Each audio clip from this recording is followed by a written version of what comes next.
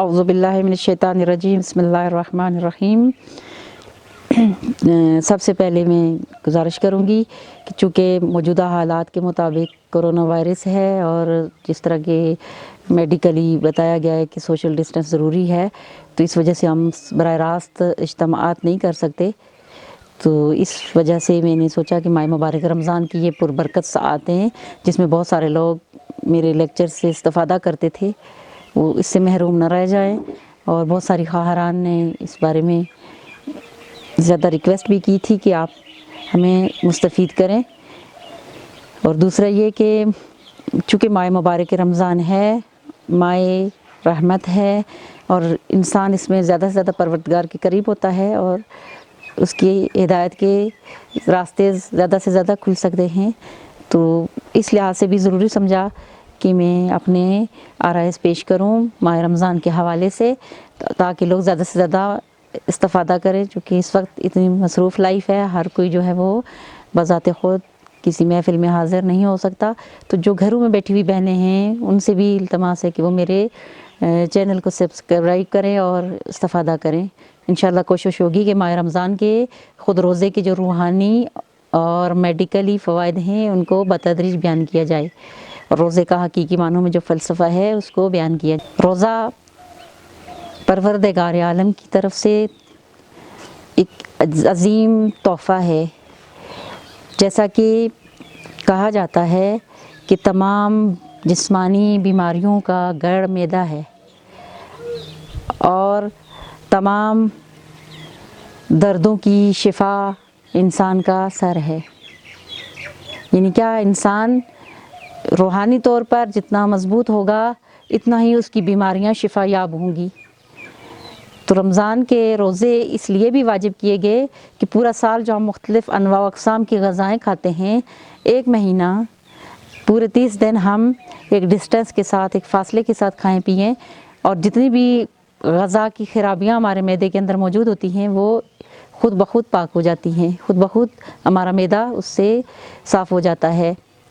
اور پروردگار عالم نے یہ ایک ایسا روحانی علاج رکھا ہے کہ جس پہ نہ زیادہ پیسے خرچ ہوتے ہیں،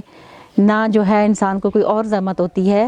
بلکہ جو زحمت روزہ رکھنے کی وجہ سے ہوتی ہے، پروردگار عالم نے خود اس کے بارے میں فرمایا کہ 2 چیزوں کی میں خود جزا ہوں، ایک مولا حسین علیہ السلام کے خون کی اور دوسرا ماہ رمضان کے روزے کی۔ اور جب روزے دار شام کو روزہ افطار کرتا ہے تو اس افطار کے ٹائم پہ بہت سارے لوگوں کے گناہ بخش دیے جاتے ہیں، یعنی پروردگار عالم کی ہزار ہزار رحمتیں نازل ہوتی ہیں جس کے صدقے میں انسان کے بہت سارے گناہ جو ہیں وہ معاف ہو جاتے ہیں۔ اور پروردگار عالم نے اس مہینے کو ہماری شفا، روحانی شفا بھی اور جسمانی شفا کا سبب بھی قرار دیا۔ ایک فرانسیسی ڈاکٹر کہتے ہیں کہ انسان جب 40 سال کا ہو جائے تو ضروری ہے کہ وہ مہینے میں 1-2 دن ضرور روزہ رکھے۔ کیوں؟ کیونکہ اس کے معدے کو ایک ضرورت ہوتی ہے فاصلے کی، ایک ریسٹ کی ضرورت ہوتی ہے، اور یہ بہترین ریسٹ ہے کہ ہم ثواب بھی لیں اور فوائد بھی اس سے حاصل کریں۔ بہت ساری شریعت میں ایسی چیزیں ہیں کہ جن کے بارے میں کہا گیا کہ یہ مستحب ہیں، وہ انسانی زندگی کے لیے انتہائی فائدہ مند ہیں، جیسے وضو کرنا، یا اسی طرح روزہ رکھنا خود بذات خود اس کے بہت زیادہ فوائد ہیں، اس لیے پروردگار عالم نے ان کو واجب قرار دیا ہے۔ یا بہت ساری چیزیں انسانی زندگی کے لیے جائز نہیں ہیں، حرام ہیں، مثلا خنزیر کا گوشت کھانا حرام ہے۔ تو آج ہم میڈیکلی دیکھتے ہیں کہ انسانی صحت کے لیے انتہائی مضر ترین اگر کوئی چیز ہے تو وہ چیزیں جو پروردگار عالم نے حرام قرار دی ہیں۔ یا اسی طرح بعض مکروہ چیزیں ہیں تو ان کا بھی انسانی جسم کے لیے نقصان ثابت ہے میڈیکلی بھی، تو پروردگار عالم نے 14 صدیاں پہلے یہ بتا دیا کہ اگر ایسا کرو گے تو ایسا ہو جائے گا۔ آج میڈیکل سائنس اس کی تائید کرتی ہے، تو لہٰذا ہمیں احکامات کا فلسفہ دیکھنا چاہیے، اور جب ہم اللہ کے احکامات، خصوصاً جو چیزیں مستحبات میں آتی ہیں، سنت نبوی صلی اللہ علیہ وآلہ وسلم یا ائمہ علیہ السلام کی سنتوں میں بعض چیزیں آتی ہیں، اس کا انسانی صحت پہ بہت اچھا اثر پڑتا ہے، انسانی زندگی پہ اور انسانی معاشرے پہ اس کے بہت مثبت اثرات مرتب ہوتے ہیں۔ اس لیے پروردگار عالم نے کچھ چیزوں کو مستحب قرار دیا، کچھ کو واجب قرار دیا، کچھ کو حرام قرار دیا، اور کچھ کو مکروہ، مثلا مکروہات کے اندر بھی بہت ساری ایسی چیزیں پائی جاتی ہیں جن کا انسانی زندگی کے ساتھ گہرا تعلق ہوتا ہے اور وہ انسان کی صحت کے لیے مناسب نہیں ہوتی، انسانی جسم کے لیے مناسب نہیں ہوتی، تو اسی لیے پروردگار عالم نے یہ چیزیں ہمارے لیے واجب قرار دی ہیں۔ گزشتہ امتیں بھی روزہ رکھتی تھیں، یہودی بھی روزہ رکھتے تھے، لیکن ان کا ٹائم منظم نہیں ہوتا تھا، اور اسی طرح عیسائیوں کا بھی روزے کا اپنا انداز ہے، لیکن مسلمانوں کا جو روزہ ہے اس کو پروردگار عالم نے بہت منظم انداز میں اس پر واجب کیا ہے، پورے مہینے کے 30 دن، اور جس طرح کی روایات بتاتی ہیں کہ چونکہ حضرت آدم علیہ السلام کو 30 دن کے لیے خدا نے منع کیا تھا کہ آپ فلاں پھل کے نزدیک نہ جانا، تو پروردگار عالم نے سنت الہیہ کو زندہ کر کے مسلمان امت کے لیے روزے کو 30 دن واجب قرار دیا ہے۔ تو روزہ ایک ایسی روحانی ڈھال ہے ہمارے لیے کہ جو ہمارے جسم کی سلامتی کی ضمانت بھی دیتا ہے اور ہماری روح کی سلامتی کی ضمانت بھی دیتا ہے، کہ جب انسان صبح سے شام تک خدا کی رضا کے لیے بھوک اور پیاس برداشت کرتا ہے، تو جب افطار کرتا ہے تو اس افطاری میں رحمت خداوندی کو خود احساس کرتا ہے۔ وہ کہ تمام مہینے اللہ کے ہیں اور ہر مہینے کی اپنی ایک فضیلت ہے، لیکن ماہ رمضان وہ مہینہ ہے کہ جس میں پروردگار عالم نے شیطان مردود کو بھی باندھ کے رکھا ہوا ہے اور انسانوں کو اپنے قریب کرنے کا بہترین موقع عطا کیا ہے۔ اس میں انسان خدا کی معرفت حاصل کرے، اہل بیت اطہار علیہم السلام کی معرفت حاصل کرے اور اپنی زندگی کے اہداف کو تعین کر سکتا ہے کہ میں دنیا میں کس لیے آیا ہوں، میرے آنے کا مقصد کیا ہے، یہاں پر جو میرے لیے پاس مختصر آیات ہے اس میں مجھے کیا کرنا چاہیے، اور اس کے بعد جو ایک لمبی اور طولانی زندگی آ رہی ہے اس کے لیے کتنا سامان جمع کرنا چاہیے۔ تو یہ بہترین چیز ہم ماہ مبارک رمضان سے اخذ کر سکتے ہیں، کیونکہ اس کا ایک ایک لمحہ جو ہے وہ انسان کے لیے قیمتی ہے۔ اس میں سونا عبادت ہے، اس میں اگر ایک دفعہ وضو کرتے ہیں تو سارا دن آپ کو وضو والے کا ثواب ملتا ہے، اگر ہم ایک روزہ رضا الہی کے لیے خالصانہ رکھیں تو پروردگار عالم ایک ایک روزے کے بدلے میں ساری زندگی ہمارے روزے دار کی حیثیت سے لکھے گا۔ تو بس کوشش یہ کریں کہ ماہ مبارک رمضان میں مستحبات پر عمل کریں اور مکروہات سے بھی پرہیز کریں، تاکہ ہمارا روزہ بہترین روزہ شمار ہو، جیسے کہ اولیاء الہی کے روزے تھے، جیسا کہ معصومین علیہ السلام کی زندگیوں میں ان کے ایام گزرتے تھے، ہم اس سے بہت قریب تر ہو سکتے ہیں، کیونکہ پروردگار عالم نے جب چند حرام چیزیں، واجب چیزیں جو ہیں وہ ہمارے لیے حرام کی ہیں، تو اس کا سبب یہ بنتا ہے کہ ہم آئندہ زندگی میں بہت ساری حرام چیزوں سے بھی پرہیز کر سکتے ہیں۔ روزے میں مثلا غیبت کرنا حرام ہے، اور بہت زیادہ روایات اس سلسلے میں وارد ہوئی ہیں کہ روزہ رکھ کے اگر ہم غیبت کریں گے تو ایسے ہی ہے جیسے ہم نے مردہ بھائی کا گوشت کھایا۔ مولا امام جعفر صادق علیہ السلام کا زمانہ تھا، ایک شخص مولا کے پاس آیا، مولا مجھے افطاری کا کچھ سامان دے دے، میری بچیوں کا روزہ ہے۔ تو مولا نے فرمایا کہ سامان تو میں دے دیتا ہوں لیکن ان کا روزہ نہیں ہے۔ کہتا ہے مولا میں نے خود دیکھا ہے کہ صبح سے لے کر ابھی تک انہوں نے کچھ بھی نہیں کھایا۔ امام علیہ السلام نے کہا اچھا تم گھر جاؤ دیکھو۔ جب وہ گھر پہنچا تو کیا دیکھتا ہے کہ اس کی بچیوں کو الٹیاں لگی ہوئی ہیں اور اس میں گوشت کے لوتھڑے آ رہے ہیں۔ دوڑتا ہوا امام علیہ السلام کے پاس آیا، مولا میں نے ایسا منظر دیکھا ہے۔ تو امام نے فرمایا کیا میں نے نہیں کہا تھا کہ ان کا روزہ نہیں ہے، کیونکہ انہوں نے کسی مسلمان کی غیبت کی ہے۔ تو جو اخلاقی لحاظ سے پروردگار عالم نے ہمیں چیزیں منع کی ہیں، کوشش کریں کہ ماہ رمضان میں ہم ان سے خصوصی طور پر اجتناب کریں، جیسے غیبت عام دنوں میں بھی نہیں کرنی چاہیے، عام حالات میں بھی نہیں کرنی چاہیے، کیونکہ پروردگار عالم نے غیبت کی قرآن میں صریحاً نفی کی ہے اور کہا کہ یہ ایسے ہی ہے جیسے مردہ بھائی کا گوشت کھانا ہے۔ اور پھر ایک جگہ پہ روایت موجود ہے کہ غیبت جہنم کے کتوں کا سالن ہے۔ غیبت کون کرتا ہے؟ وہ شخص کرتا ہے جو کمزور ہوتا ہے، جو منہ پر کسی کو کچھ نہیں کہہ سکتا، اور غیبت عاجز انسان کرتا ہے، بہادر انسان غیبت نہیں کرتا۔ اسی طرح جھوٹ، جس طرح کہ خود ایک صریح حکم بھی ہے کہ ائمہ علیہ السلام پہ جھوٹ بولنا حرام ہے، روزے کی حالت میں روزہ باطل ہو جاتا ہے، مبطلات روزہ میں ہے۔ تو اسی طرح ہم عام زندگی میں بھی کوشش کریں کہ جھوٹ نہ بولیں، عام انسانوں پر بھی جھوٹ نہ بولیں، کسی کو تہمت نہ لگائیں، یا مثلا خود حسد ہے جو ایک ایسی بیماری ہے جو انسان کے اعمال کو اس طرح کھا جاتی ہے جس طرح لکڑی کو آگ کھا جاتی ہے۔ تو یہ وہ تمام چیزیں ہیں کہ اگر ہم روزے کی حالت میں ان روحانی بیماریوں سے، جس طرح ہم صبح سے شام تک منہ بند رکھتے ہیں، کھاتے پیتے نہیں ہیں، اسی طرح ہم کوشش یہ کریں کہ اپنی زبان جو ہے اس کو بھی کنٹرول کریں، کیونکہ بہت ساری روایات ہمارے پاس موجود ہیں کہ بہت سارے انسان صرف زبان کی وجہ سے جہنم میں جائیں گے۔ یہ ایک ایسا آلہ ہے کہ جس کو اگر ہم جتنا استعمال کریں، اگر بےہودہ استعمال کریں گے یا کسی کی دل آزاری کے لیے استعمال کریں گے تو پروردگار عالم اس کے بدلے میں ہمیں جہنم کی آگ میں ڈالے گا۔ تو لہٰذا کوشش یہ کریں کہ ماہ مبارک کے رمضان میں ان اخلاقی برائیوں سے پرہیز کریں۔ جس طرح ہم کھانا پینا چھوڑ دیتے ہیں، کیوں چھوڑتے ہیں؟ اس لیے کہ ہمیں معرفت ہے، خدا کی معرفت ہے۔ جس طرح کہ ہمارے سامنے کھانے کی کتنی قیمتی چیز بھی کوئی لا کے رکھ دے، لیکن خدا پر ایمان اور خدا کی معرفت اس بات کی دلیل ہے کہ ہمیں وہ چیز سامنے رکھی ہوئی ہو لیکن ہم اس کو نہیں کھاتے، اتنا ہمارے اندر یہ ملکہ حاصل ہو جاتا ہے۔ تو انشاءاللہ آہستہ آہستہ جس طرح ہم کھانے پینے کی چیزوں سے اجتناب کرتے ہیں، اسی طرح ان برائیوں سے، اخلاقی برائیوں سے ہمیں اجتناب کرنا چاہیے، تاکہ معاشرے کے اندر جو بھی مسائل اور مشکلات ہیں ہم ان سے بآسانی نمٹ سکیں۔ آج جتنی بھی ہمارے معاشرے کے اندر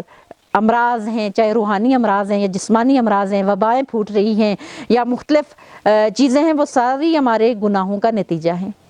خدا کی نافرمانی کا نتیجہ ہیں۔ بہت برا وقت انسان پر وہ ہوتا ہے کہ جب انسان گناہ کرے اور اس کو احساس گناہ نہ ہو۔ تو اگر ہم آج کے معاشرے کو دیکھتے ہیں یا آج کی دنیا میں جو ہمارے ساتھ ہو رہا ہے، اس کے اوپر اگر ہم گہری نظروں سے دیکھیں تو جہاں اس کے بہت سارے سیاسی عوامل بھی ہو سکتے ہیں، لیکن ایک جو چیز سمجھ میں آتی ہے کہ پروردگار عالم نے ہمیں ایک روحانی طور پہ سکھانے کی طرف دعوت دی ہے کہ ہم بہت ساری برائیوں کو چھوڑیں کہ جن کی وجہ سے معاشرے کے اندر آگ لگ جاتی ہے۔ گزشتہ امتیں مسخ ہو جاتی تھیں، ان کے چہرے بدل جاتے تھے بعض گناہوں کی وجہ سے، لیکن آج اگرچہ پیغمبر رحمت کی وجہ سے، رسول رحمت کی وجہ سے پروردگار عالم نے امت اسلامی کے چہرے تو مسخ نہیں کیے، لیکن بہت ساری سزائیں ہمیں اس کے نتیجے میں بھگتنی پڑ رہی۔ تو کوشش یہ کرے کہ ہم ماہ مبارک رمضان کی ان مبارک ساعتوں میں اپنے آپ کو خدا کے قریب کریں، معرفت خدا اور خدا کے لیے اپنے اندر درد مندی اور اخلاص پیدا کرے۔ جس عمل میں بھی اخلاص ہو، پروردگار عالم اس کے بدلے میں انسان کو بہت کچھ عطا کرتا ہے۔ انسان اگر خالص ہو کر ایک روزہ رکھے تو روایت کہتی ہے کہ آپ ساری زندگی کے روزے جو ہیں وہ اخلاص میں شمار ہوں گے۔ آپ ایک نماز حضور خشوع کے ساتھ پڑھیں، پروردگار عالم اتنا رحمان اور رحیم ہے کہ ہماری ساری نمازوں کو وہی اخلاص والی نمازیں لکھتا ہے۔ اسی طرح بہت ساری اور عبادات، مثلا ہم مولا حسین علیہ السلام کی عزاداری میں بیٹھتے ہیں، اگر ایک عزاداری میں ہم مخلص ہو کے بیٹھے تو ساری زندگی میں جو ہم عزاداریوں میں بیٹھیں گے، پروردگار عالم ان عزاداریوں کو مخلصانہ عزاداری کے طور پہ لکھے گا ہمارے نامہ اعمال میں، کیونکہ ہم جتنے بھی گناہ گار ہیں خدا کی رحمت بے حساب ہے۔ اور ماہ مبارک رمضان رحمتوں کا مہینہ ہے، برکتوں کا مہینہ ہے، فضیلتوں کا مہینہ ہے۔ اس میں ہمیں چاہیے کہ ہم احکامات الہی کی پابندی کریں اور قرآن کو پڑھیں۔ بالخصوص میں گزارش کروں گی کہ قرآن ہمارے نزدیک بہت مظلوم ہے۔ ہم قرآن پڑھتے تو ہیں لیکن قرآن کو سمجھتے نہیں ہیں، اور قرآن کو بغیر معرفت کے پڑھنا ایسے ہی ہے کہ جیسے بہت سارے قاریان قرآن کربلا میں بھی موجود تھے یا اس وقت موجود تھے 61 ہجری میں، کہ جنہوں نے قتل حسین کا فتویٰ دیا۔ کیوں؟ کیونکہ انہوں نے قرآن تو پڑھا ہوا تھا لیکن قرآن کی معرفت نہیں رکھتے تھے، اسی لیے وارث قرآن کے قتل کے فتوے دیتے ہیں۔ تو ہمیں معرفت کے ساتھ قرآن پڑھنا ہے اور ایسا قرآن پڑھنا ہے کہ جو ہماری،